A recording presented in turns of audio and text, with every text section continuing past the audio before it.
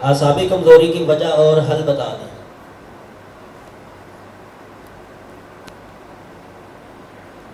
بھائی نے سوال پوچھا ہے، یہ جو اعصابی کمزوری ہے اس کی وجہ بتائیں۔ اس کی تو بے شمار وجوہات ہیں۔ اعصابی کمزوری کا جو بہترین علاج ہے میرے محترم بھائیوں، یہ اعصاب نروز ہوتے ہیں۔ یہ جو ہمارا برین ہے نا، یہ دماغ، اس کے 3 حصے ہیں، اور اس کا جو سب سے نیچے والا حصہ ہے یہ ہماری اسپائنل کارڈ کے ساتھ ملا ہوا ہے، اور اس اسپائنل کارڈ سے نا کچھ نروز نکلتی ہیں، ان نروز کو اعصاب کہتے ہیں۔ یہ کمزور ہو جاتی ہیں، اور ان نروز کی کمزوری کی وجہ اعصابی کمزوری ہوتی ہے، اور اعصابی کمزوری میں جو پیغامات ہیں وہ برین سے باڈی تک نہیں آتے اور باڈی سے برین تک نہیں جاتے۔ اس کا بہترین علاج اعصابی کمزوری کا میرے محترم بھائیوں دوائیاں نہیں ہیں۔ کسی بیماری کا علاج دوائی نہیں ہے۔ بیماری کا علاج ہے جس کی وجہ سے بیماری ہوئی ہے اس وجہ کو دور کرو، اور ہم اس کی جگہ نیوروبیان لگوانا شروع کر دیتے ہیں۔ ہم کہتے ہیں میتھک بال لگواؤ، ملٹی وائٹامنز لے لو۔ میرے محترم بھائیوں، سب سے پہلے یہ اعصاب کمزور کیوں ہوتے ہیں، یہ نروز کمزور کیوں ہوتی ہیں؟ اس کی سب سے بڑی وجہ گناہ ہے۔ گناہ ہے میرے محترم بھائیوں، یہ جو گناہ ہے نا، یہ سب سے پہلے دل پہ داغ لگاتا ہے۔ نبی صلی اللہ علیہ وآلہ وسلم نے کیا فرمایا؟ جب انسان گناہ کرتا ہے تو اس کے دل پہ ایک داغ لگ جاتا ہے کالا، جب 2 گناہ کرتا ہے 2 داغ لگتے ہیں، جب 3 کرتا ہے 3 داغ لگتے ہیں، حتیٰ کہ وہ گناہ کرتا جاتا ہے اور دل سیاہ ہو جاتا ہے۔ میرے محترم بھائیوں، جب دل سیاہ ہو جاتا ہے نا تو وہ دل جو کام کر رہا ہوتا ہے اس کے جو کام کرنے کی صلاحیت ہے وہ متاثر ہو جاتی ہے، اور دل نیچے ہے، دماغ اوپر ہے۔ جب دل پراپر طریقے سے پمپ نہیں کرتا، پراپر طریقے سے کام نہیں کرتا تو برین کو پراپر اس کی سپلائی نہیں ملتی۔ جب اس کو پراپر سپلائی نہیں ملتی تو وہ جو دماغ کا اپنا کام ہوتا ہے وہ متاثر ہونا شروع ہو جاتا ہے، کیونکہ دماغ کو کام کرنے کے لیے انرجی چاہیے، آکسیجن چاہیے، اور وہ آکسیجن وہ بلڈ سے لیتا ہے۔ اور جب دل متاثر ہو گیا، وہ برین کو پراپر بلڈ سپلائی نہیں کرے گا، اور جب پراپر سپلائی نہیں ہوگی تو میرے محترم بھائیوں اس کو جو انرجی چاہیے، اس کو جو آکسیجن کا لیول چاہیے وہ لیول کم ہو جائے گا۔ جب وہ کم ہو جائے گا تو اس کی اپنی پرفارمنس متاثر ہو جائے گی، وہ کمزور ہو جائیں گے۔ سب سے بہترین علاج لمبا سجدہ کرو، لمبا سجدہ کرو۔ میرے محترم بھائیوں، اس کے بارے میں نا نبی صلی اللہ علیہ وآلہ وسلم نے ارشاد فرمایا، اگر لوگوں کو پتہ چل جائے نا کہ سجدہ کرنے کے کتنے فائدے ہیں، سجدے کے کیا کیا فائدے ہیں، تو کوئی شخص کبھی سجدے سے اپنے سر کو اٹھائے ہی کبھی نہ اٹھائے۔ اور انسان سب سے زیادہ اللہ کے قریب کس حالت میں ہوتا ہے؟ میرے محترم بھائیوں، جتنی کمزوریاں ہیں واللہ اپنے رب کے قریب آ جو ساری،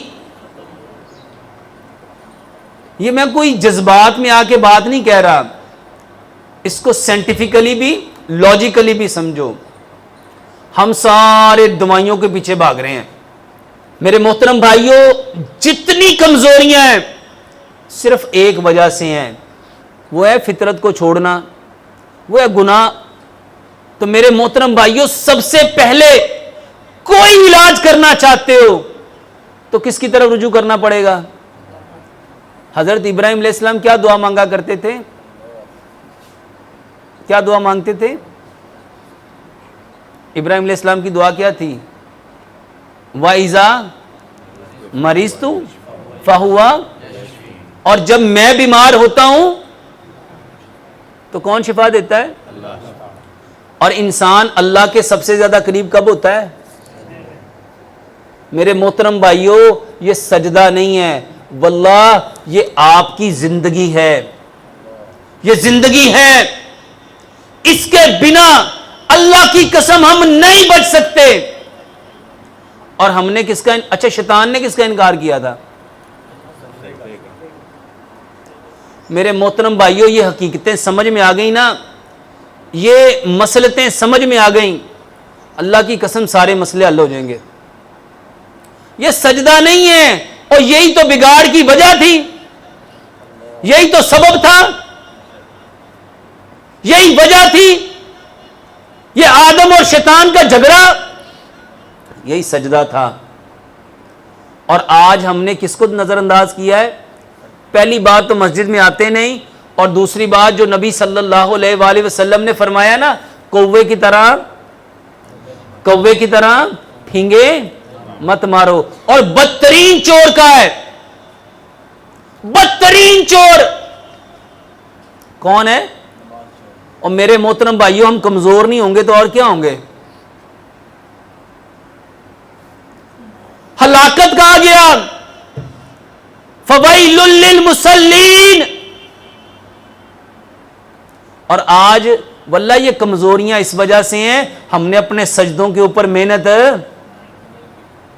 اگر ہم نے اس طرح سجدہ کیا ہوتا جس طرح پیارے پیغمبر جناب محمد صلی اللہ علیہ وآلہ وسلم، حضرت عائشہ صدیقہ رضی اللہ تعالیٰ کیا فرماتی ہیں؟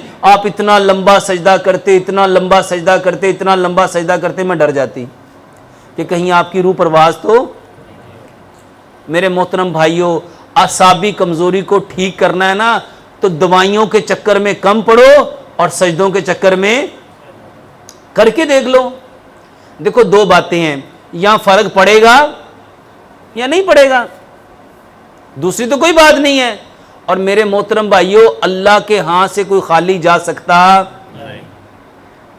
یہ بہترین علاج ہے۔ اور اس کے علاوہ وہ چیزیں لو جس میں بنڈل آف وائٹامنز ہیں۔ ایک بھائی نے سوال پوچھا ہے کہ صبح اٹھتے ہیں تو بے انتہا تھکاوٹ ہوتی ہے، بے انتہا دردیں ہوتی ہیں، اور منہ کا ذائقہ انتہائی بد مزہ ہوتا ہے۔ میرے محترم بھائیوں اور بہنوں، میں اپنی بے شمار تقاریر میں یہ بات کہہ چکا ہوں کہ درد کوئی بیماری نہیں ہے،